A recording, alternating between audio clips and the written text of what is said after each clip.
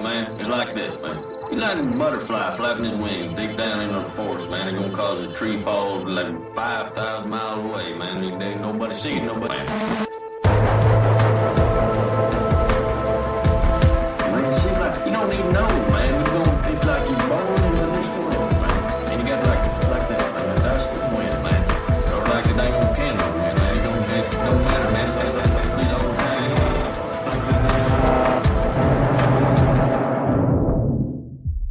All right, Daryl Cooper, welcome back to the Jay Burden Show. How you doing, man? What's up, man? Doing well. It's always good to be here. Yeah, man. Thank you so much for coming on. So, obviously, things have happened, particularly as regards to the Jeffrey Epstein case, which you did a number of very good episodes on. And obviously, we'll get into it, but I just want to do a brief summarization of recent events so that people who haven't been following it are caught up. Long story short, Trump on the campaign trail says, I'm going to release the documents, right? Going to bust this case wide open. Over and over again, we hear figures like Kash Patel and Pam Bondi say, we're going to do it. We're going to show you everything there is. Even to the point earlier this year that they conducted in sort of this new era of transparency, heavy quotes, an influencer event where different people, like I believe Libs of TikTok, DC Drano, for those who aren't aware, big MAGA supporting accounts on Twitter, were given a big binder full of the information. And then, relatively recently, actually, even before that, before I get into what most recently happened, we start to hear rumblings like, oh, he probably killed himself, or, maybe there's not that much there. And in a recent announcement, we hear the DOJ has completely concluded their investigation, found nothing more than the official story, and it seems as if the government is going to the mat on this issue. Right? They have said over and over again, this is all there is. And most interestingly, Trump himself came out and said, you need to stop being mean to Pam Bondi, which is sort of funny. And then, this is all there is. We're going to be done with it. In a televised appearance, he basically said, I don't understand why people are so obsessed with this sicko. So okay, cool. Well, I'll see you next time then, man. Sounds like we're done here. So yeah, exactly. It's stupid.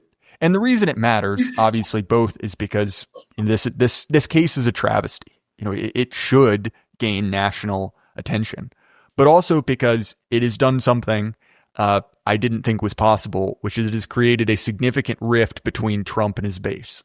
Trump has turned the Republican Party, for good or for ill, into a personality cult around him. And really, through an immense amount of trials, kept that base. But this one issue has splintered off a large number of people, and in a way that other unpopular decisions, like the strikes on Iran, did not. But this has created a significant break.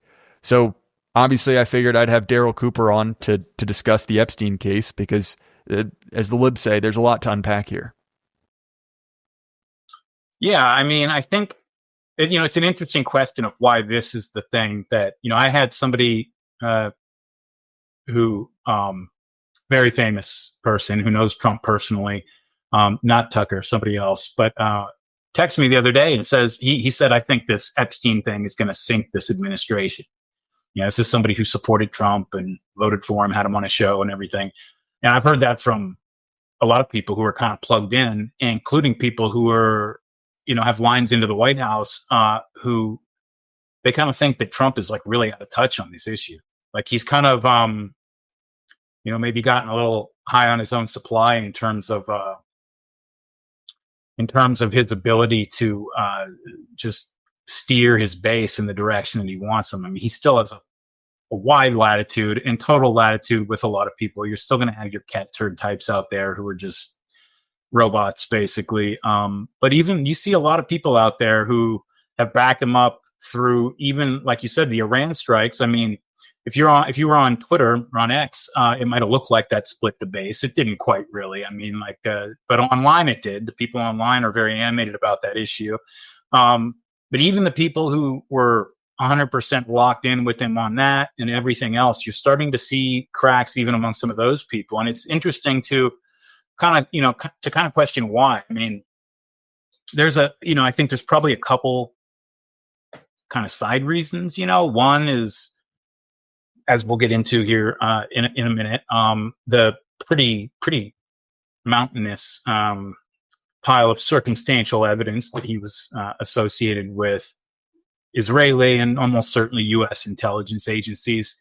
Coming off of the Russia Gate hoax and the 51 intelligence officials and the Hunter Biden laptop and all these things where the security state, the deep state, has just been made enemy number one of the MAGA base. I mean, they're the people who sort of, people don't even know what they mean by deep state exactly. They just know that that's their enemy. And they know that Epstein is plugged into all that. Like, that's the narrative that has come down to them for a long time from MAGA leaders, including Trump to a large degree, when he has spoken about it in the past. And, and so all this turnabout all of a sudden, it makes people very suspicious. It's just too abrupt. The other part, obviously, is that it's, it just sort of goes to a, I've noticed with people who aren't really online so much, older Xers and boomers who are Trump supporters, who aren't on X, arguing about whatever, the daily news. A lot of their Trump support is driven by the same feelings and thoughts that was behind their their apathy about politics and like their record of not voting for a long time, which is that just these people are so morally corrupt and so just beyond the pale that none of these people deserve your attention, let alone your support. And it's just that the whole class, the whole ruling class is like deeply corrupt, and they don't even know the stories necessarily. They just, it's a feeling, and Epstein obviously plugs into all that as well. And so, I think really though, you have to think, it's a mistake to imagine, and people like Steve Bannon get this very well. A lot of Trump's influencer supporter types understand this. People in his administration, I would even say that JD Vance probably understands this. But Trump maybe doesn't, that he was not elected to reform trade policy. He was elected, to reform immigration policy and start doing enforcement. That part's true. But like, this was not a policy question. He could have changed his policies, in different way. He couldn't have all of a sudden said he was for open borders and gotten elected. There are limits, but this was generally not a policy. It was never a policy question. It was a question of people feeling like the ruling class has gotten so far away from, what this whole thing was supposed to be, identifying with, their foreign counterparts, in other countries, identifying with non-American, illegal immigrants, or just whoever, anybody but us, that this had gone so far that we had to put somebody in there who was going to rein it in and bring it back to something like the Schoolhouse Rock episodes we used to watch. And that was Trump. That's why he's president. Okay. That is why he's in there. It's not for trade policy or any of that other stuff. It's much more general and much more of a, it's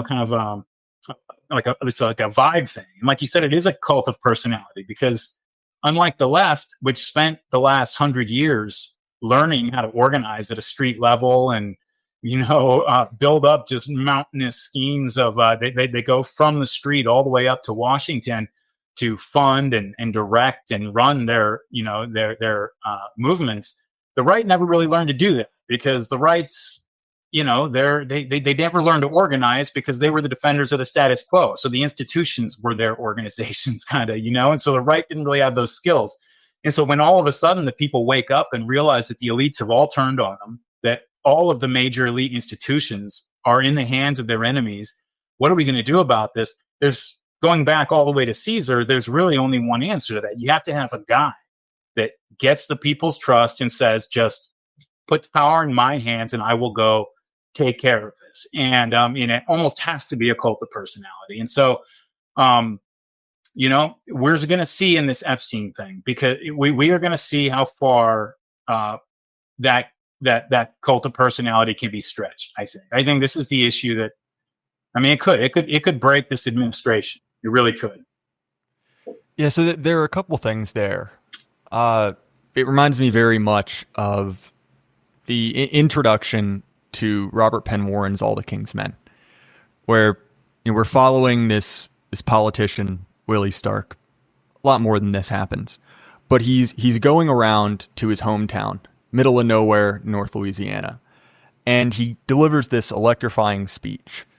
And he is, sort of loosely based on Huey Long, kind of early populist from the 30s. But in this speech, he says, hand me an axe and I'll go smash him. Right? That is the promise. And if we look at the sort of 3-syllable chants of 2016, what are they? Well, it's build the wall, lock her up, and drain the swamp. Right? And look, immigration, that's a separate issue. We'll discuss that maybe another time. But two of those are very linked, right? Drain the swamp and go after sort of the embodiment of the deep state, Hillary Clinton herself. The sort of like mask on the monster. And I think it was very easy all through really 2025 to paint a very convincing narrative that Donald Trump had tried and failed to do that, right? That he got screwed in the fairest and freest election in history, right? That all of these things led up to his fight with the deep state. And look, I'm a one-time Trump voter. I voted for him in 24. We can talk about the reasons for that, but I was never naive. I never thought we'd get everything. We've certainly got some things that we want, but there were signs of a betrayal coming. And look, if we know anything about Trump, he is a mercurial figure, right? He changes his mind all the time. We have seen this response to outcry from his base, but this is a very worrying trend, right? First, the betrayal on Iran-Israel, which admittedly wasn't as bad as it could have been, right? It seems like there was a lot of behind-the-scenes negotiations going on. But in this case, it very much seems as if a deal has been done with the deep state. And you see that even in the selection of figures like Rubio, right? Who before was sort of this arch villain of 2016 MAGA. And to your point about the narrative of going after entrenched interest in Washington, this is not a new phenomenon. Like if we look at the Tea Party, which is really sort of a proto-MAGA movement, obviously it's much more focused on the fiscal and budgetary side of it, but it's the same instinct, right? It's like those guys are screwing us. Go after them, right? We don't want that anymore. And to your point about how much that can stretch, the problem is almost anything else is sort of ancillary to that core message, right? Like obviously the base wasn't happy on H-1Bs. It seems like Trump sort of backed off on that, but H-1Bs, sure, that's immigration, but you could, if you were a purely cynical actor, you could cast that in Trump language, right? Of like, oh, we need these high skilled workers to do X, even as we saw with Iran, which I just want to say again, I didn't agree with, but you could cast that in MAGA language, right? We needed to show our strength. We didn't get involved in a war. It's Israel's problem now, whatever. But this one strikes very, very close to the core, right? That this sort of symbol of deep state corruption, right? Of this ring of, sexual abuse, very nearly tied to intelligence agencies. That strikes very close to the core and on multiple segments of his base. One, the youth, which Trump did carry, especially young men, by wider margins. The phrase Epstein didn't kill himself is effectively a cliche. It's sort of like the Kilroy of our times, right? It's everywhere. Well, okay, let's look at the ultra hardcore MAGA, right? Even the Q types. Those people are well down the rabbit hole, both on Epstein and also on other scandals like Pizzagate, which has this motif built up of this sort of abuse.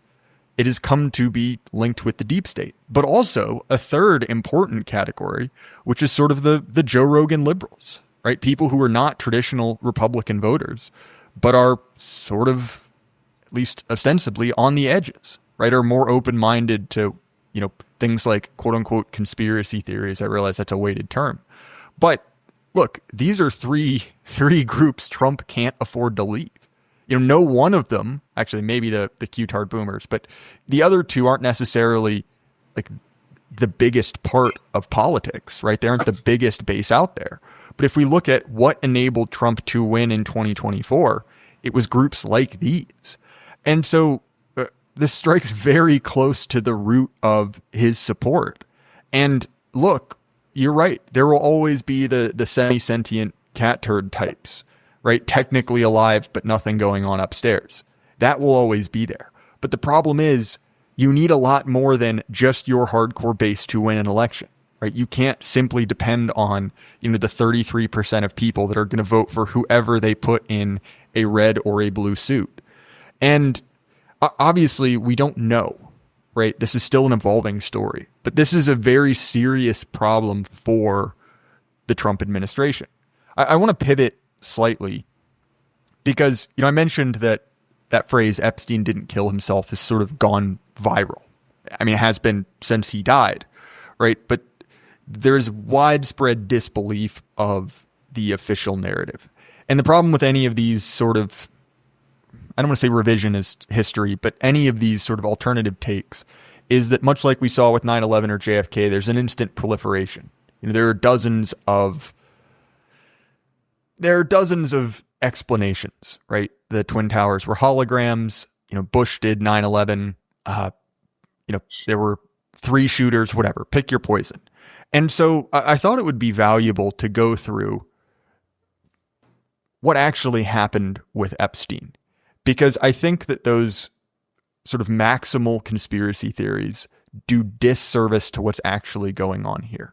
And if you were the person, as it seems like multiple members of the Trump government are, trying to pass off this official narrative, it is very convenient to have these sort of limited hangouts, right? These sort of dumb, easily dismissed alternative explanations, which can be safely and easily dismissed out of hand, which poisons the well for everyone else. So sorry, that was a big rant from me, Daryl. But so where does this story start, I guess? Yeah. Well, first of all, I just want to say you're completely right about that. I mean, I said the other day that the Epstein client list is sort of the loose change, or just it's the of this particular scandal. It's this shiny object. It's the Dominion voting systems in Venezuela or whatever from the 2020 election that you hold it up and it distracts people from things that you can actually really prove and really pile up a mountain of circumstantial evidence for. And it distracts people from those things, and by the time it's all disproven and the people who put it out there discredited or whatever, the story's kind of moved on. And, whether or not that's done on purpose or just because something like a client list is just, that's the kind of slop that the masses like to eat up, it might just be a dynamic like that. Cause I mean, what people want is there to be a list, signed in Jeffrey Epstein's blood with his signature that says, I, the signatory, hereby blackmail Tom Hanks and Bill Gates and blah, blah, blah on these dates. That's movie stuff. It's not even movie stuff. It's cartoon stuff. That's not how it works. And it's just, it's silly to hope for that because we don't need it. Like that's the real point of it. We don't need it. I should say we don't need it to get to the real important part of the story, right? Which is, look, we know these girls were victimized. We know that Epstein was not alone in victimizing them. It is possible that the way this whole case is being handled, that a lot of those people are not going to be held accountable. And that sucks, and we should all be upset about that. But that's the kind of thing that happens without ever making it into the headlines every day, right? That's just kind of a basic corruption of the system that, should be fixed, and hopefully one day it will be, but it's going to happen again tomorrow, and you're never even going to hear about it because it's not in the newspapers. That's just the kind of thing that happens. What the real story, and I think a lot of people in our sphere kind of understand this, is Jeffrey Epstein's pretty obvious and copious ties to Israeli and U.S. intelligence. Because that's really, and the reason for that is because, for most Americans, for most people outside of the country of France, maybe, sorry, French people, but for most Americans, certainly, we're diverse, ideologically diverse people, and if you were to poll us on any range of issues, we're going to split along ethnic lines, religious lines, regional lines, all these kind of different things that are going to determine what we think about a given issue. You start polling people about adults having sex with children, and you are going to get 99% of people. Well, yeah, there'll still be a split, but it'll be a split between burying them under the prison when they die of old age there, or take them out back and shoot them out. Like, those are really the two. That's how everybody feels, right? Is that it's so far beyond the pale that it really doesn't matter what the consequences are of letting all this out. It just doesn't matter. Like, you can't. This is just it. This is something that, like a child's innocence is sacred, and what sacred means is it's non-negotiable. It's something that you will die before you break that principle. You will watch the world burn before you let that principle be compromised. And for a lot of people, child's innocence it is sacred in that way, right? And so when people sense that there's being a cover-up, and that the cover-up is not for embezzling funds or something, but for the one thing probably that the widest possible distribution of people has the severest possible opinion about, it's going to attract a lot of attention and get people really animated. And so if you start peeling it back, and it's really hard to do this in like my podcast series on this was 6 hours long, and so there's a lot of information here. I'll try to just cover some of the highlights, right, to kind of to lay it out. Actually, first, let's lay a little groundwork. I think it's important to understand, one of the obstacles that I think ordinary people run into, right, is if they were to go into, if you, me, probably every single man we know, every friend, every relative, everybody we know, probably, if we were to get invited to, a conference by some rich dude, and he said, and actually, my plane is leaving from your hometown, on that day. So if you want, you can just ride there with me. And so you say, well, this is awesome. This is cool. I must be important. And you go onto his plane, and you go there, and half a dozen, 14-year-old, 15-year-old girls come out in their underwear who are not related to this guy and start offering you massages. Your reactions are going to range between physically assaulting that dude and running off the plane and calling the police. That's it. That's every single person I know would do that. And most people, every person they know would have that reaction. And so, it's hard for people to sort of understand. They know there are Jeffrey Dahmers out there. There are these just beyond the pale evil people out there. There are Jeffrey Epsteins out there. It's easier for them to believe that there are Jeffrey Epsteins out there than that there are people who would stay on that plane and who would get the massage and who would just, these people who maybe they're not just depraved, to the kind of movie character, depravity that you think of, a Jeffrey Dahmer. Maybe they're not like that. They're relatively normal and present as normal. And in most cases probably are pretty normal.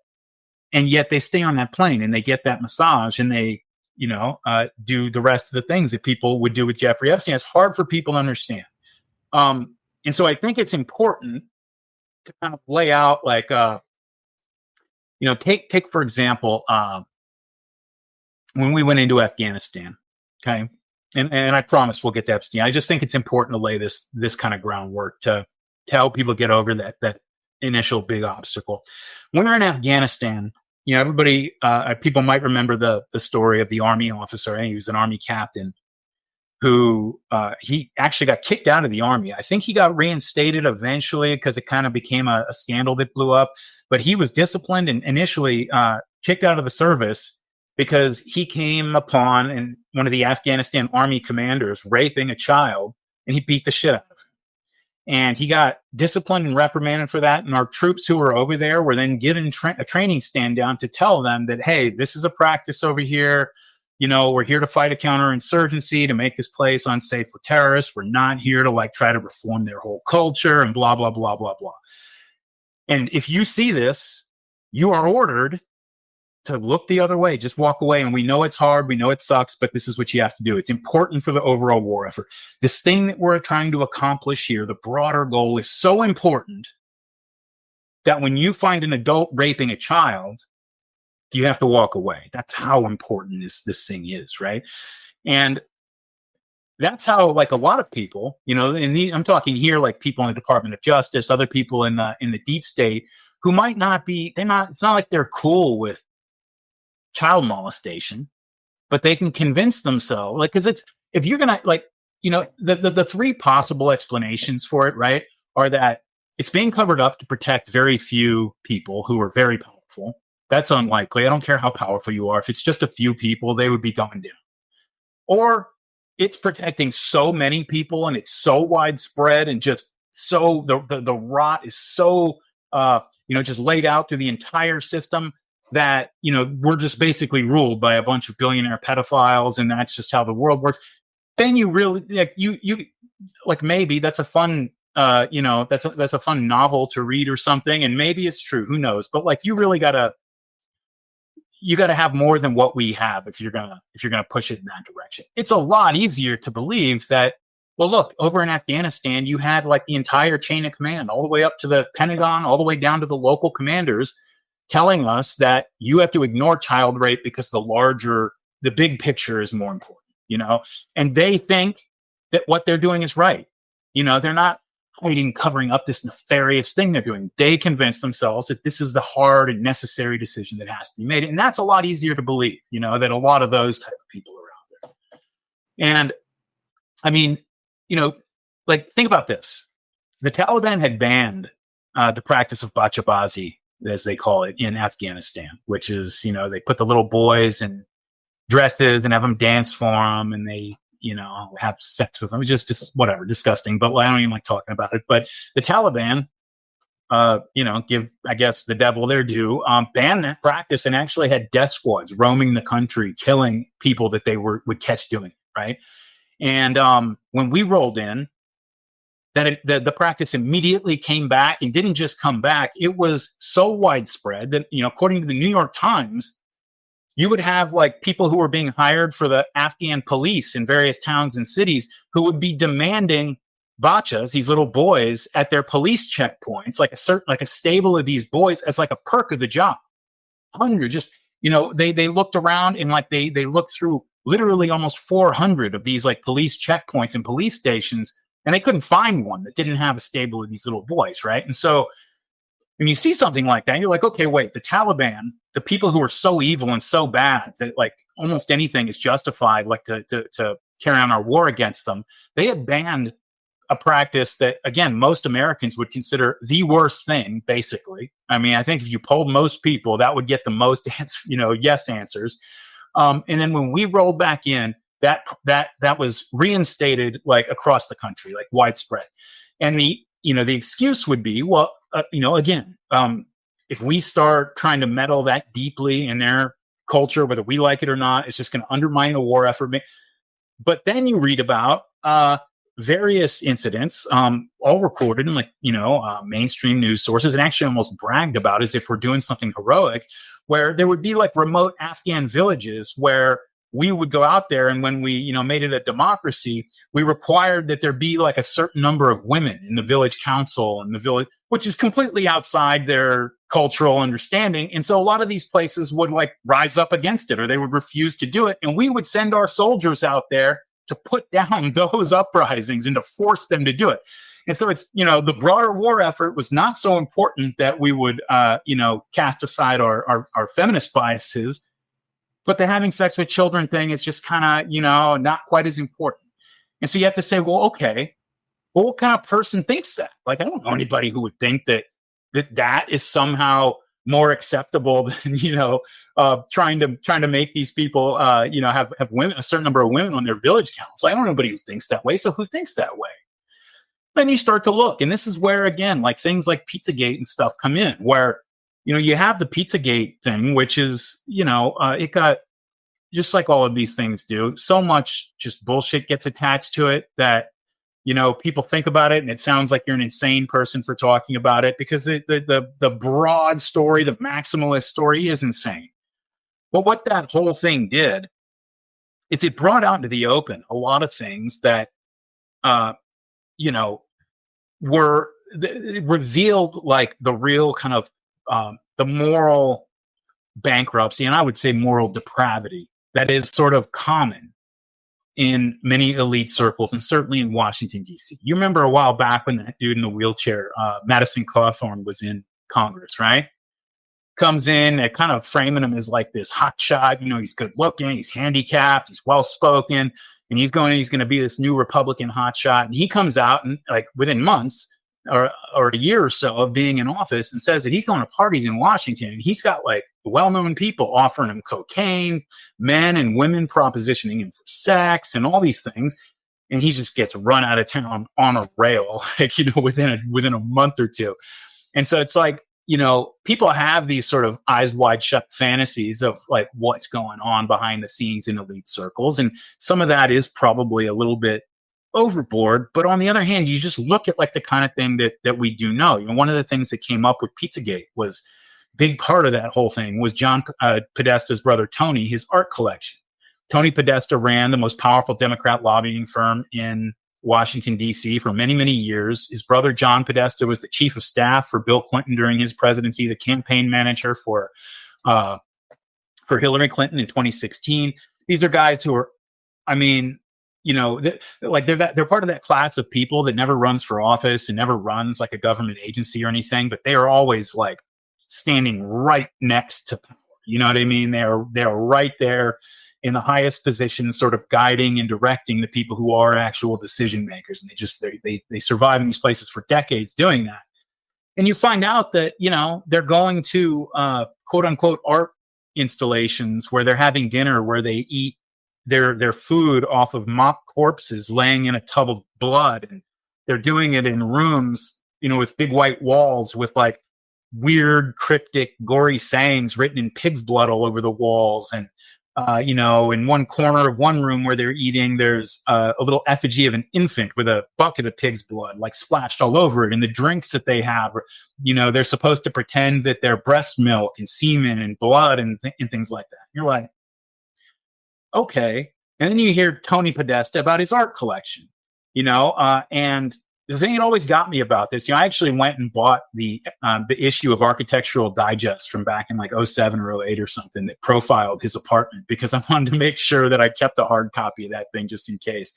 The art that this dude has on his walls, not like in a hidden vault that he kind of, it's a guilty pleasure kind of thing, this is on the like huge prominent mural sized paintings and poster sized paintings in the main rooms of his house that he puts up or leaves up when the Architectural Digest photographers show up to take pictures of his place. And it's like dead children lying, like two dead girls lying in a lake or a pond or river or something like that, clearly dead. A bunch of girls who are either dead or just they look drugged out. Some of them have black eyes and stuff, like laying at the bottom of the swimming pool. All these things that are part of a larger series of paintings that the artist herself, a Serbian woman, I think her name's Ljubljana Đurđević, I believe, has said, these are all about pedophilia. It's all about child abuse and sexual abuse of children. I'm exploring the pain and trauma that come, blah, blah, blah, blah, blah. And, the whole series is, even worse than the ones that you see in his house on display. I mean, it's little girls in their panties faced up against a wall. It's a little boy who's like tied up with his arms bound, hanging down. And all of them are done in these tiled rooms, which at first, I always thought they looked like a swimming pool or a bathroom or a big shower or something like that with all the tile. And I said that in my podcast series, actually. And one of my buddies, who's worked in slaughterhouses his whole adult life, he hit me up after I released it. He's like, no, those are slaughterhouses. He's like, trust me, I know what a slaughterhouse looks like. That's what it is. And I was like, okay, maybe. And so I went and looked at the whole series of paintings, and sure enough, there's one, the last one in the series is, there's no children in it. It's a bunch of butchers in their bloody aprons, like standing around with their cleavers and knives in one of those tiled rooms. So it is a slaughterhouse, a bunch of children dead or tied up and everything in a slaughterhouse. He was asked in an interview talking about Tony Podesta what some of his favorite artists are. And two of them that he listed, not only as people he likes, but one of them he said one of his very favorite artists, a woman named Kim Noble. It's a British woman who has spent her entire life in insane asylums because she was brutally, violently, sexually assaulted countless times between the ages of 1 and 3, and it broke her mind. I mean, she has dissociative identity disorder, multiple personality disorder, we used to call it. And several of her personalities are artists, and they basically make these scrawled stick figure they look like a 4 or 5-year-old did them, of scenes of just unbelievably dark and brutal sexual abuse of children. I mean, like, just, I won't describe it. Just go look it up if you really are curious. It's just, know that however bad you think it is, it's worse. And he lists this woman as, and when you think about what's going on there, you're like, wait a second. This is like, I mean, people are into transgressive art. Fine. I used to listen to heavy metal songs about the devil. I'm not a devil worshiper or whatever, right? But like, you're talking about a woman, an insane woman, who is locked in an institution with her multiple personalities putting graphic pictures of the abuse she suffered as a child at the hands of multiple people. And then you have people like Tony Podesta, like buying up that art and putting it on his walls and talking about it with his art friends and blah, blah, blah. And you're like, who the fuck are these people? You know what I mean? And if it was like a guy down the block, then that's just like where you tell your kids, like, avoid that house, stay away from that guy in that house or whatever. But like, as citizens in a country that is supposed to live under a government that is at least somewhat responsive to us, it should be obviously asking the question of, like, what is this guy doing anywhere near the levers of power? Like, how is this guy lobbying on behalf of a group that is pushing to legalize gender reassignment surgeries in 8-year-olds when he's got pictures of dead, tied up 8-year-olds on his wall at home? Like, it's crazy. And so the people, this is why, the people who, look, a lot of people, when something like Pizzagate comes up, they all lose their minds and they go off the deep end, start making connections that probably aren't there and don't exist. But this is why people see stuff like this and they're like, you would get kicked off of a local school board for having art like that hanging on your walls. How is it that Tony Podesta not only has it, but feels like it's so normal and so just average in Washington, apparently, that he's going to have Architectural Digest over to photograph it on his walls. And these are the places where he invites all the important people over for his parties and stuff. And they all look at this and it's all normal, And so when you think, I bring all this stuff up because it's important to understand, like, if you or me or anybody we know walked onto that plane and 6 14-year-old girls come out in their underwear and offer us a massage, our responses are going to be violent, right? And we say everybody would react that way, right? Well, yeah, everybody we know. But if you had just come from a spirit cooking dinner where you're eating some stuff off of like bloody mock corpses out of a tub full of blood with pig's blood thrown on infants and all this, you came from that. And then a party at Tony Podesta's house where there's pictures of dead kids hanging on the wall and all this kind of stuff. And then you walk onto that airplane. It's really kind of par for the course. And so you get, this is something that has occurred again and again throughout history, not just in the United States. France is really notorious for it, not to pick on you guys. I know that's twice, but the British gentry back in the 20s and like the late early 1900s really became kind of degenerate and corrupt and really interested in like any kind of occult or transgressive, anything that was just morally transgressive. This is something that elite classes has happened to them throughout history, and it's become like a major flashpoint for conflict between the people and the elites ruling over them. And that's something I think that is very clearly taken root in our society. And that's the only explanation, for how somebody like Jeffrey Epstein, I mean, look, man, like Bill Clinton flew on his plane 27 times that we know about, right? Epstein's partner in crime in Europe, Jean-Luc Brunel, another guy who he was 100% like his partner in crime. He's a rapist, a pedophile, went to jail and committed suicide in jail before he could, say anything. That guy visited Jeffrey Epstein in the 13 months he was in jail back in 2008, 2009. He's in jail for 13 months. He really only had to go to jail for 1 day a week because he was let out on work release, and then he just had to come back and sleep in the jail base. So it wasn't even really in jail. And Jean-Luc Brunel came and visited him like 70 times in 13 months. So these guys are pretty tight, right? He didn't ride on Jeffrey Epstein's plane as often as Bill Clinton did, okay?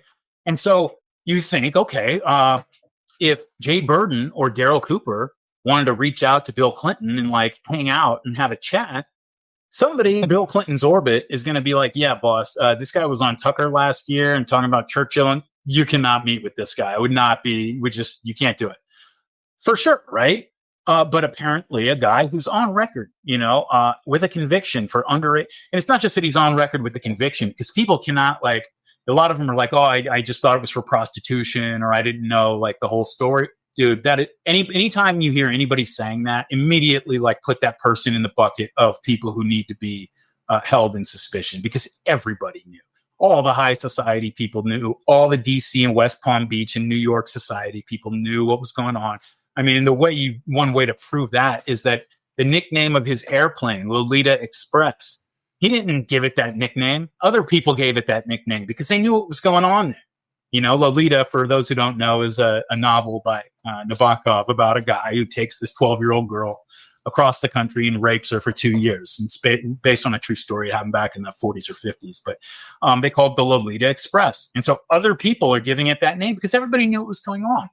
And so, when by sort of, the reason again that I lay all this out is because it's important to understand how is it possible that people didn't run away screaming every time Jeffrey Epstein entered a room? How is it that he could just keep getting audiences with these people and having them consider him friends and all this stuff? It's because they move in a world that is just, honestly, what Epstein was doing is, it's not par for the course. It's not, it's not a double bogey. I mean, it's like, it's not too far off of like what is normal for these people, and that's important to understand. Yeah, there's several things there. One, I mean, especially Clinton, you would think would want to be cautious about this, given his own reputation for sexual scandal, right? Like, look, if you're a reformed drug addict, you don't want to be caught with a guy for a conviction for selling pills, right? Yeah. Obviously, let alone if you are the former president of America with a half dozen minders around you at all times. But to your point about this not being unique, I mean, look at the other two most famous similar examples, right? Diddy and Weinstein, right? Both of these people were incredibly powerful and influential, and there were in-jokes about these two guys forever, right? The Hollywood casting couch is sort of a cliche. 50 Cent, to give him credit, has been making fun of Diddy for decades at this point. Right? Yeah, I maintain, and I will go to my grave maintaining it, that 50 Cent is the only heterosexual gangster rapper that there is. I think you're right on that. And somewhat related, he might be the most devoted hater of all time.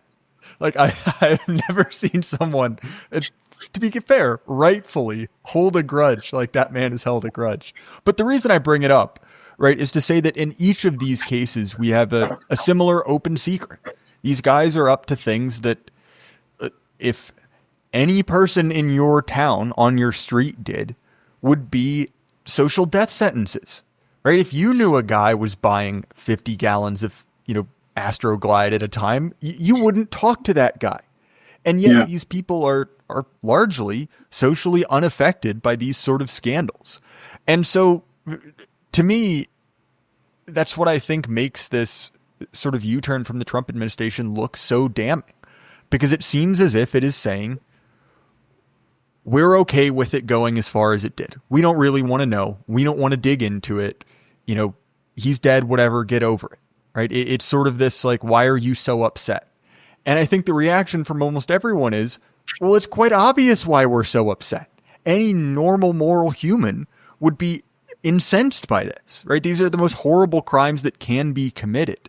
And I'm glad you brought up Podesta, because I almost think that, not literally, but in a way, the focus on Epstein is sort of convenient because it excuses focus from guys like Podesta, where it's like, look, you gave, and look, it's a short show. We don't have time to go into it, but you gave an executive summary there of his art. There is more. It is extensive. Yeah. And look, if it was one piece, I guess, maybe you could say you liked the artist, but if it is effectively a core part of your identity and you are deeply enmeshed in the DC political scene, it enables us to make a moral judgment about the people you associate with. Because something that to any, again, rational human actor would see as disqualifying you from, at base, just polite society. And having this person be deeply enmeshed in DC politics for longer than I've been alive, right? It's morally unconscionable. And I think one of the other parts of this is to mention the intelligence connection. Is I think that in most people's mind, there's sort of an allowable band of, shall we say, like dishonest and immoral action, right? In the movie situation, the terrorist has planted a nuke in downtown LA.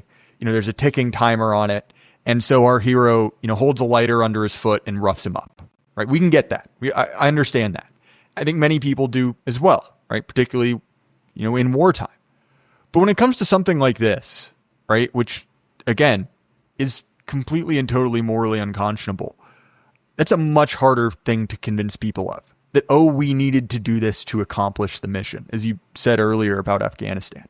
Look, I get it. War is nasty. Bad things happen. You have to deal with bad people, and sometimes there's a morally gray choice.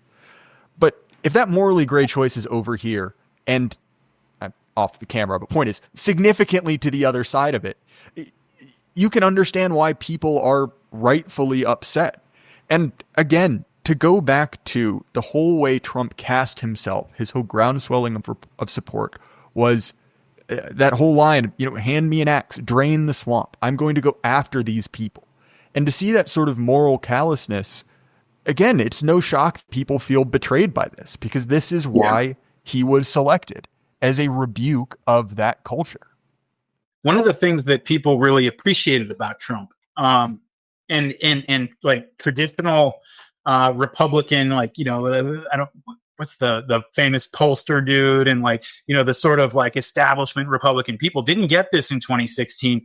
When he would come out, no, the other guy, the Republican guy who he always does the focus groups on Fox and stuff. Anyway, it doesn't matter. But those type of people, the people who are in charge of Republican messaging and you're trying to read the tea leaves and stuff.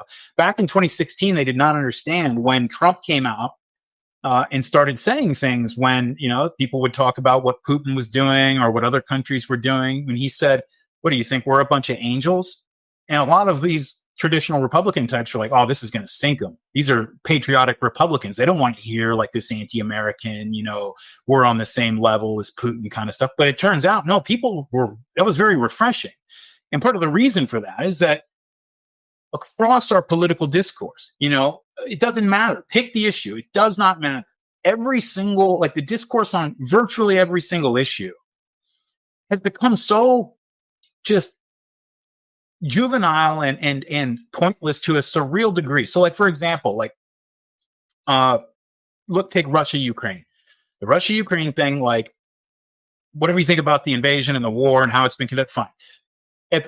From 2014 on, the obvious question that people would ask when we're doing podcasts together, but nobody's asking it on Meet the Press, nobody's asking it at a presidential debate, and nobody will ask it. And everybody knows that it's not going to be asked.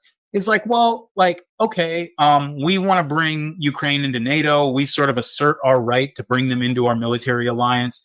We didn't allow Cuba to do that. We wouldn't allow it here in the Western Hemisphere. Everybody kind of knows that. So how is this different? And maybe it is different. Maybe there's an answer.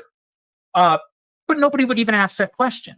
And if you can't at least sort of be just somewhat realistic about what the actual arguments against your position are. You just avoid them completely. People are going to notice that. People aren't as stupid as like, people are impulse driven, emotional animals, but they're not as stupid, you know, in terms of their ability to understand things when they're explained to them as a lot of people think. And that's part of, I think, part of Trump's hubris with this Epstein thing. And it was part of the media and the Democrats' hubris with the Russiagate thing, is they really underestimated the degree to which the base was plugged into this story.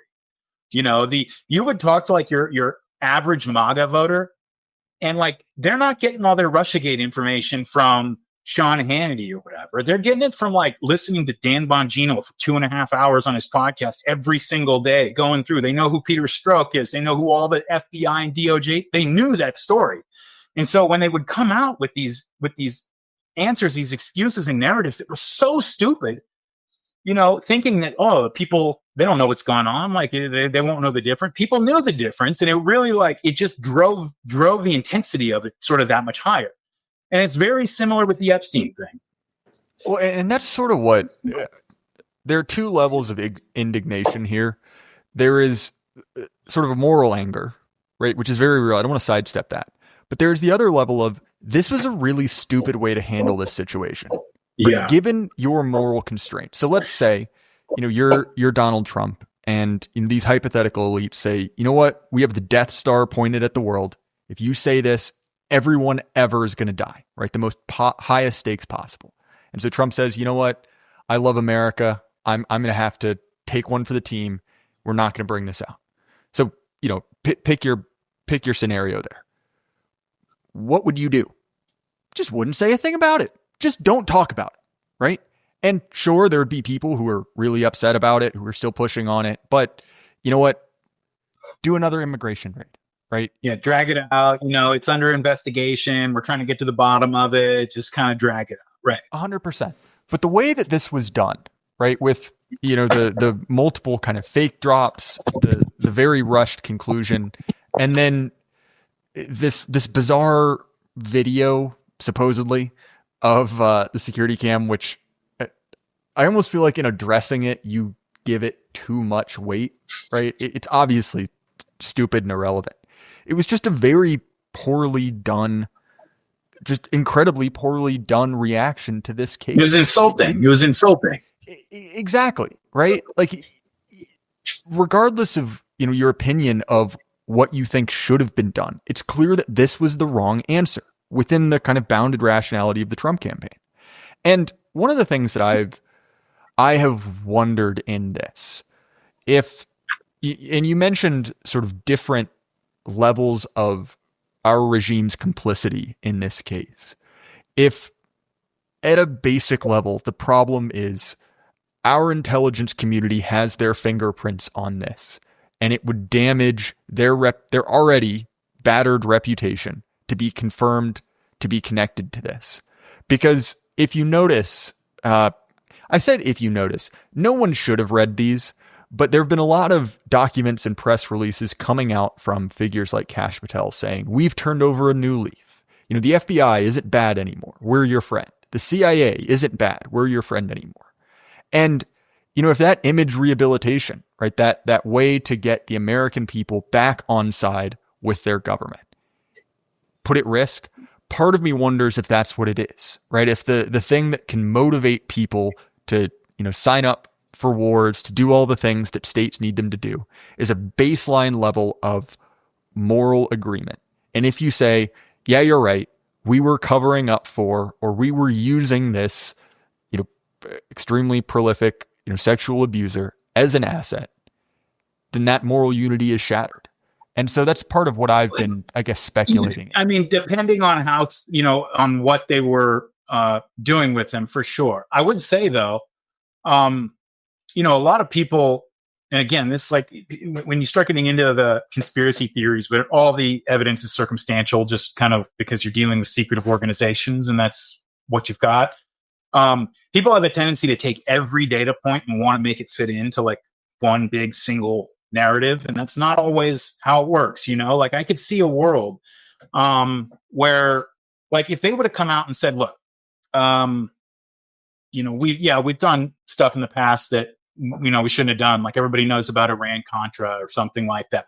And when we do things like that, sometimes you got to work with people who are not the greatest people. Sometimes when you're investigating like a mafia kingpin, you got to work with his guys who have 4 bodies on them. It's just how it is. And so we were working with this guy, like he was a money launderer for us, basically helping us wash the money that we were doing in this operation or something, which he almost certainly was for a while, at least in the 80s. But this turns out this guy's a pervert, and he was doing all this other stuff. And, for a while we sort of like, we're like, oh, we have to deny any, association with this guy. This is like going to stain us or whatever. But now we're coming clean. Yeah, we worked with him for a while, but, this stuff we had nothing to do with. This was him and his, like, people could have said that. I think a lot of people would have bought that, 100%. And it might even. You could even have, like, cynically lied, said that, passed off a lot of bullshit, and it would have worked. Yeah, it would have shut enough people up. Sure, right. And the fact that they're stonewalling as hard as they are, though, I mean, the question that's immediately begged is like, what are the potential, like, what are the forces in our politics that have the juice to shut something like this down with so many eyes on it and with everybody? I mean, with this is a major problem for Trump. I mean, this is like a legacy problem as well as just a contemporary political problem for him. What is it that could possibly make him do something like this? And the fact that Epstein has so many very clear connections to Israeli intelligence, I think that sort of dovetails into the one thing that even people who are pro-Trump and whatever have sort of, some people have accepted it, other people resent it, but whatever, everybody kind of just knows that, like, hopefully we get the immigration stuff, hopefully we get the trade and all that kind of thing. But yeah, like, just forget about having any, reform of our relationship with Israel or how we're acting in the Middle East. The dude is locked in 100%. It's the one thing that, like, America First, like, stops at that door, right? Like, that's the limit of America First, is when it runs up on Israeli interest. And maybe coming so soon after the Iran war and just so many other things that have sort of illustrated that and brought it up into the public consciousness, especially on the right. And then to have this happen when Epstein has so many very clear ties. And I know I ran off in so many directions. How much time do we have? Because we can go through a lot of that if you want. We have probably like 5 to 8 minutes, because I'm on Buck Johnson in 10 minutes. Well, I'll tell you what then. Let's do this. I'm going to go on Tucker Carlson to do his first ever live show this week. It's going to get released after that's out. So you guys saw that last night, and now you're watching this. And Jay and I are going to do a follow-up next week, and we'll kind of go through a lot of the details, because the Tucker thing, you never know how those conversations are going to go. I've got a good plan for how to break it all down, but we'll go through, talk about that conversation, and just break down the intelligence agency connections, because they're copious, they're obvious, they're undeniable. And, I lost my train of thought earlier when I was talking about just how the discourse has become degraded by talking about Russia and Ukraine. But my example here is like, look, they say the case is closed.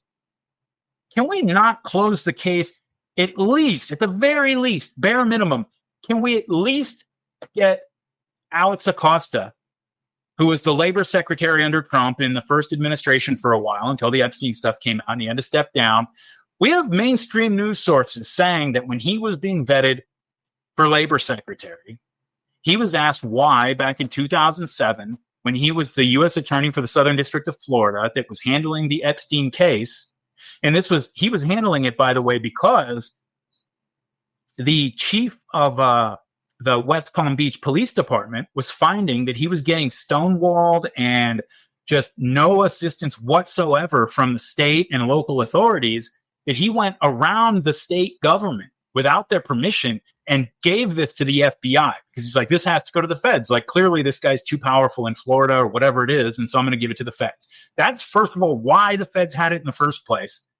Alex Acosta is the U.S. attorney who gets like 40 on-the-record witnesses, victims, all alleging the same thing, all telling the same story, all describing the same interiors of the house, all talking about the same other people that Epstein would have. I mean, just it is as open and shut a case as you can possibly imagine. And for a U.S. attorney like Alex Acosta, holy shit! I mean, this is a career case. Like, you're going to be the attorney general someday behind this case. Like, billionaire playboy with tons of political and famous people connections, running a mass pedophile ring, 40 victims on the record, and I put him away. You're going to be the attorney general behind this shit, And so for him to give it up, you have to say, and just give up the prosecution without informing the victims or their lawyers, by the way, cutting a deal without even letting them know, which is against the law.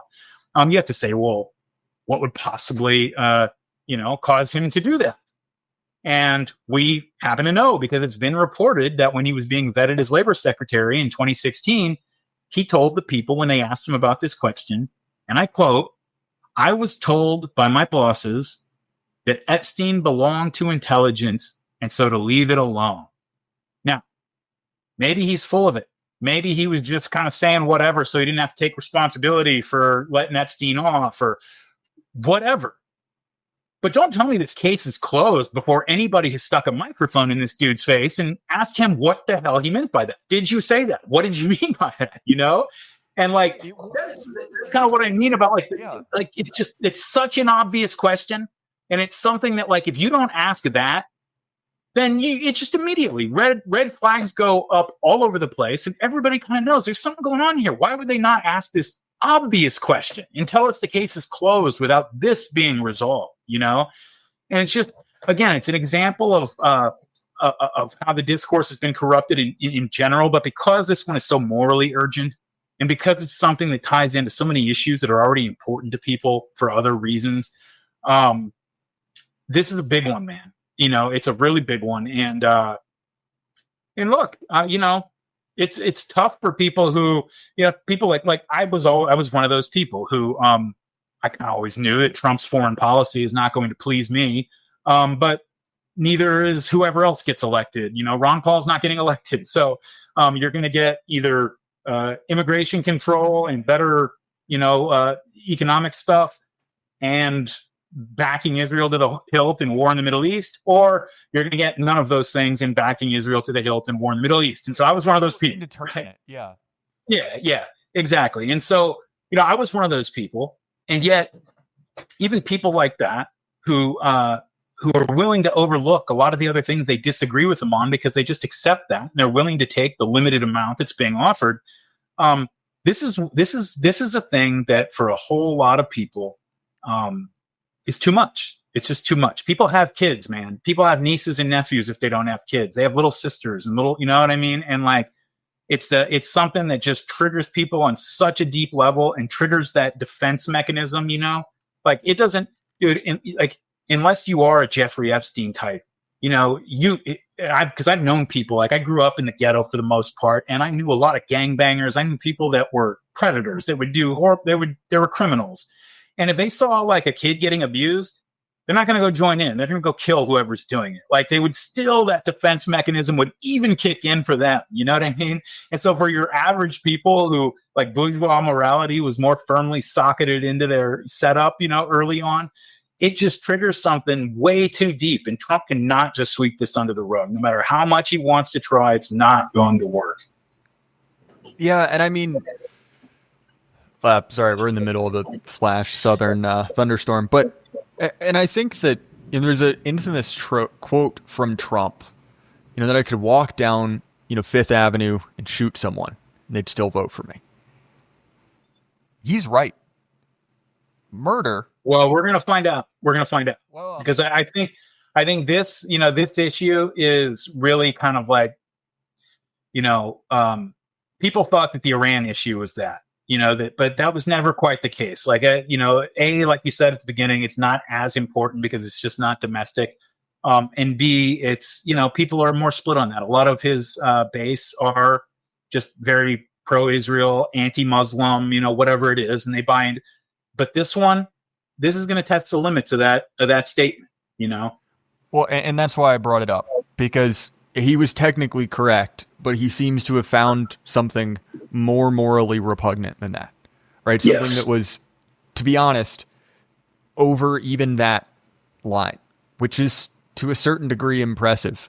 But Daryl, I really enjoyed that. I mean, I don't say enjoyed it. It's obviously awful to talk about, but I like talking to you, man. Obviously you mentioned your live appearance on Tucker, which when you listen to this will have happened last night. Be sure to check it out. But where else can people find you? So I've got a Substack. That's how I feed my cats. It's subscribe at subscribe.martyrmade.com. I've got a new show with my good friend Scott Horton called Provoked. Our most recent episode, we also did some Epstein cover-up talk, but we talked about all kinds of things. Like I said, we've only done 3 episodes so far, but it's going to be a weekly soon, probably twice a week thing. If you don't know Scott Horton, you should. And if you do, then you are probably pretty excited about that show. And just, if you are watching this and you haven't seen the Tucker interview yet, it's going to be on live Thursday night, but then, obviously it'll be up. I'm going to go through, I've got a binder with just copious notes and pictures and quotes. And we're going to go through the story as thoroughly as possible, like from the beginning, and lay out all of the different, look, we're not going to talk about like who all the victims are and their life stories. You can watch the Netflix documentary for that. We're going to go through all of the evidence that he was connected to U.S. and Israeli intelligence, and go a little bit deeper on just the moral status, the moral state of our elites that allow a man like this to operate freely for as long as he did. And so go watch that, and then I suppose go watch. If you're getting this later, or if you're listening to it as soon as it comes out, you can either look forward to or go back and watch or listen to the follow up that Jay and I will do next week after we get done with the Tucker interview. Well, sure thing, man. I appreciate it. As far as my stuff, Jay Burden Show, available on Apple, Spotify, YouTube, anywhere you listen to podcasts. If you want the episodes early and ad-free, you're going to have to throw me a few bucks to do so. You can pay me on Subscribestar, Substack, Gumroad, or Patreon. Again, the reason I'm doing that is this is what I do now, right? I'm a semi-professional podcaster, and I want to provide a way so that, there's some sort of value in supporting me, but obviously you still get all the content, so don't feel like you need to. If you want to support us more directly, our sponsor, Axios Remote Fitness and Coaching, always recommend them. Again, Daryl, I appreciate it, man. This was a ton of fun. Anytime, and we'll talk again soon. To everyone at home, keep your head up. Life can't last forever. Good night.